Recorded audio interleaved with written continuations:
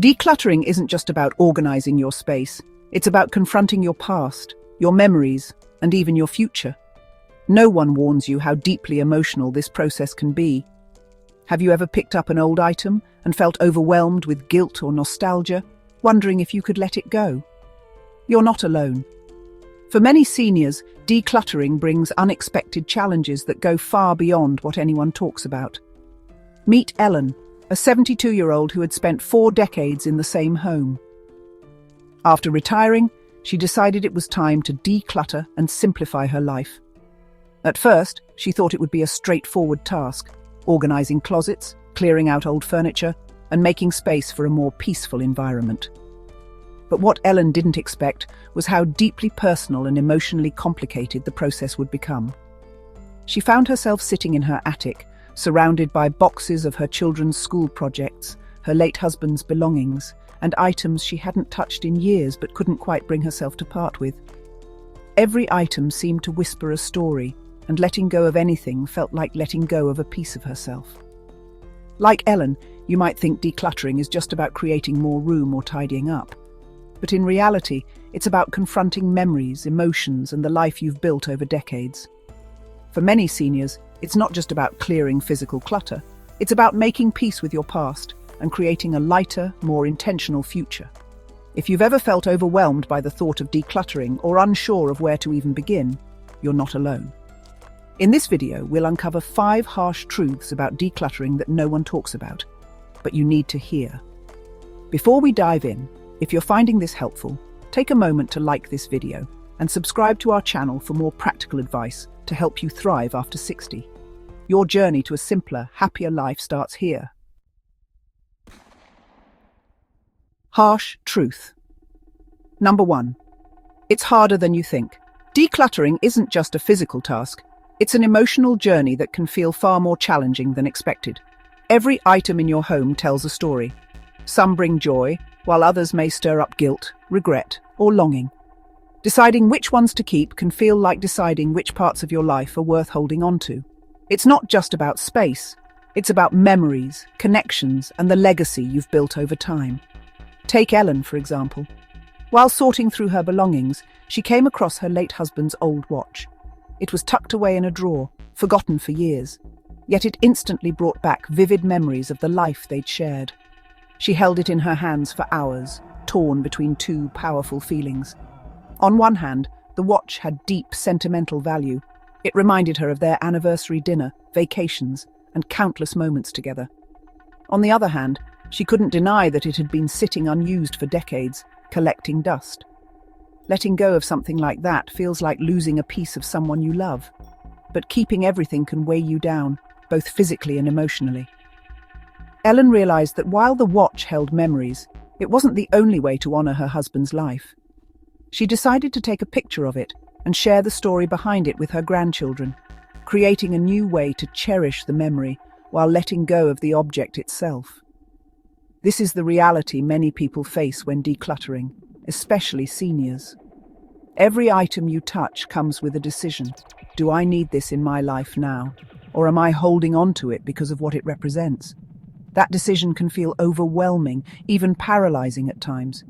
If you've ever kept something because it reminded you of someone special, you're not alone.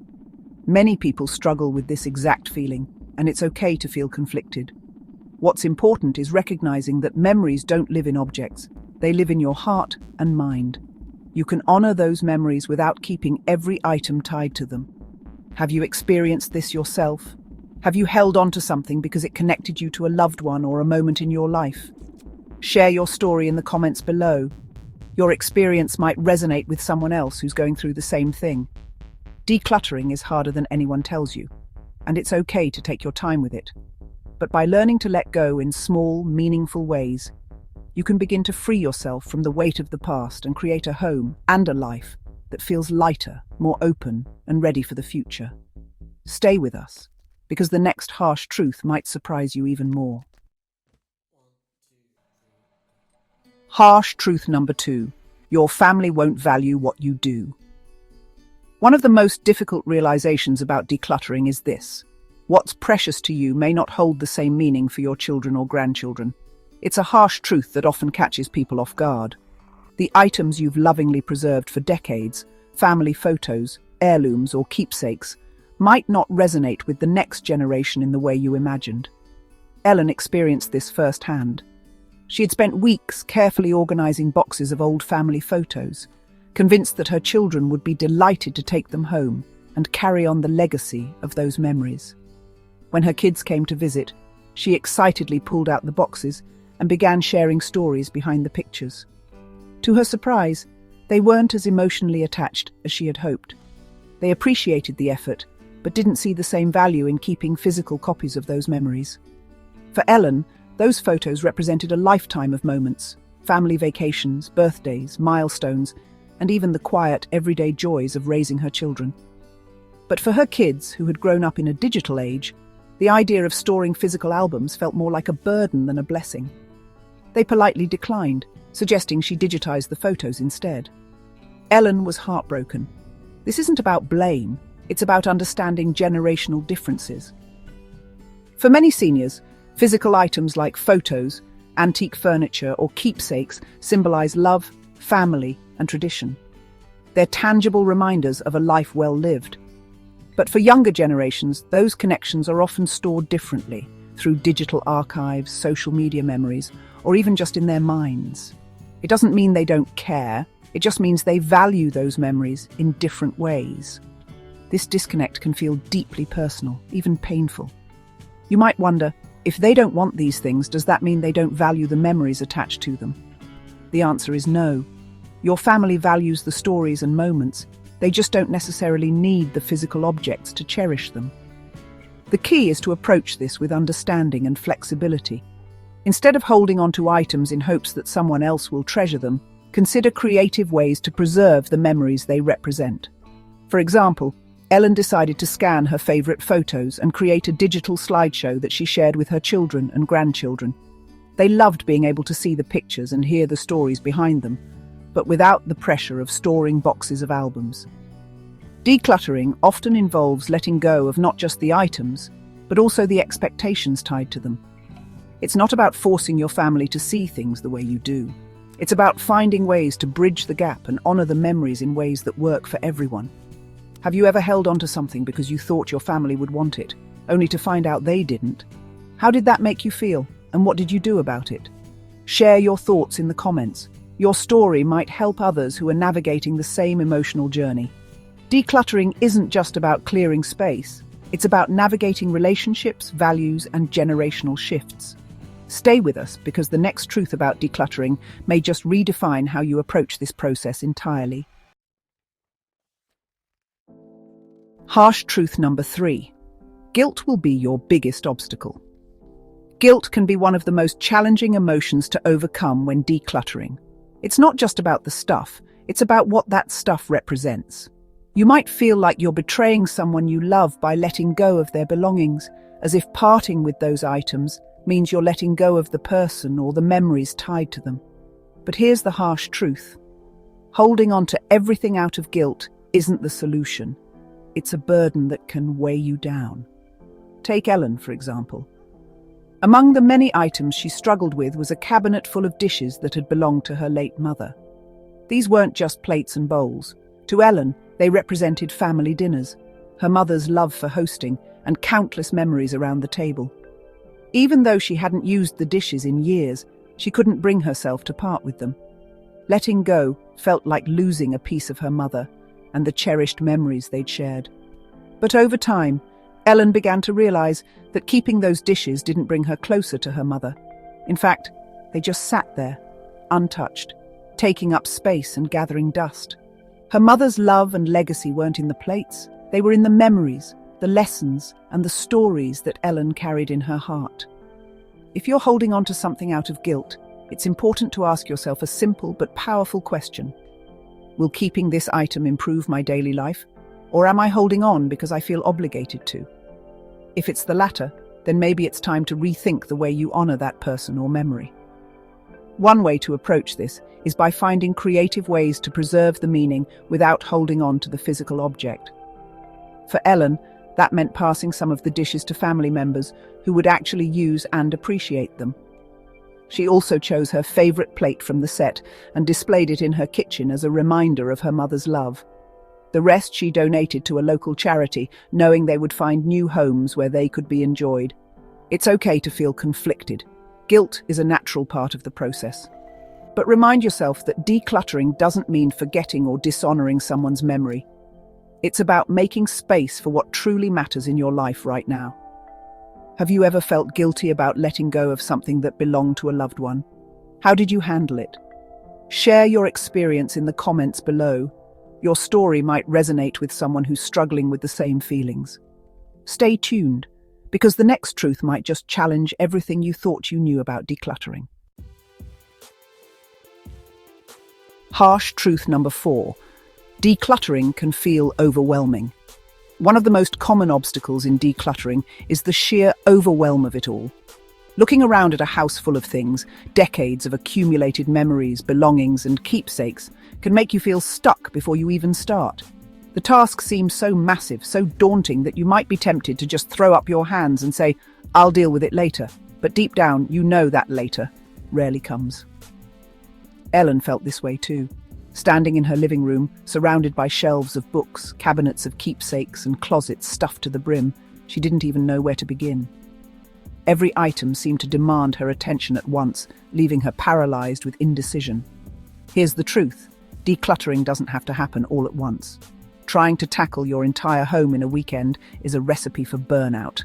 Instead, think of it as a journey, not a sprint.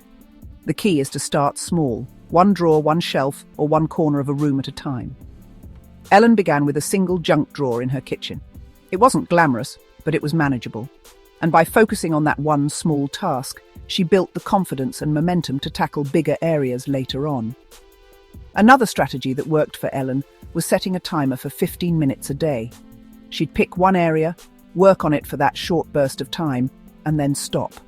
By breaking the task into bite-sized chunks, it felt far less overwhelming, and she could see steady progress over time. Here's another tip: don't aim for perfection. Your goal isn't to create a perfectly curated, minimalist home. It's to create a space that works for you. Keep your focus on what you're gaining, not just what you're letting go of. Decluttering isn't about loss, it's about freedom. The freedom to enjoy your space without the weight of unnecessary stuff. And remember, you don't have to do it alone. If you feel like the task is too much to handle, don't hesitate to ask for help. Whether it's from family, friends, or even a professional organizer, having support can make all the difference. Ellen's daughter joined her for a weekend to tackle the attic, and not only did they make great progress, but they also shared laughs and reminisced over old memories together. So, what about you? What's the first thing you would declutter? A closet, a drawer, or maybe a room that's become a catch-all for everything? Let us know in the comments below. Your answer might inspire someone else to take that first step. Decluttering can feel overwhelming, but it doesn't have to stop you. Start small, celebrate every bit of progress, and keep moving forward. And stay with us, because the next truth is one of the most surprising and empowering reasons to embrace decluttering. Don't miss it. Harsh truth. Number 5. You'll feel lighter, but it takes time. Decluttering is undeniably tough. It stirs up emotions, memories, and decisions you never expected to face. But here's the good news. Once you start letting go, you'll begin to feel lighter, not just in your physical space, but in your heart and mind. It's a gradual process, but the sense of freedom and control you gain is worth every moment. Ellen's journey is proof of that. She tackled her home one room at a time, focusing on what truly mattered to her. In the end, she kept the items that brought her joy or served a purpose, like her late husband's favorite watch, which she now wears as a daily reminder of him. Everything else, she donated or passed on to people who could use it. The transformation wasn't overnight. There were moments when she wanted to quit, times when guilt or doubt crept in. But with each space she cleared, she felt a growing sense of peace. Now, Ellen describes her home as a sanctuary. It's no longer cluttered with things she doesn't need, but filled only with items she loves and uses. And here's the most beautiful part. Decluttering wasn't just about her home. It was about reclaiming her life. Without the physical and emotional weight of all those unused belongings, Ellen feels more present and focused on the things that truly matter, spending time with her grandkids, enjoying her hobbies, and creating new memories. Decluttering isn't just about your space, it's about making room for the life you want to live now. It's about letting go of what no longer serves you so you can focus on what does. So, take it one step at a time, trust the process, and remember, it's not about perfection, it's about progress. And when you look around and see the transformation, you'll realize it was worth every effort. Have you experienced this feeling of lightness from decluttering? Share your story in the comments. Your journey could inspire someone else to take the first step toward creating their own peaceful sanctuary. Decluttering is no small feat. It's a journey filled with challenges and emotions. We've uncovered some harsh truths.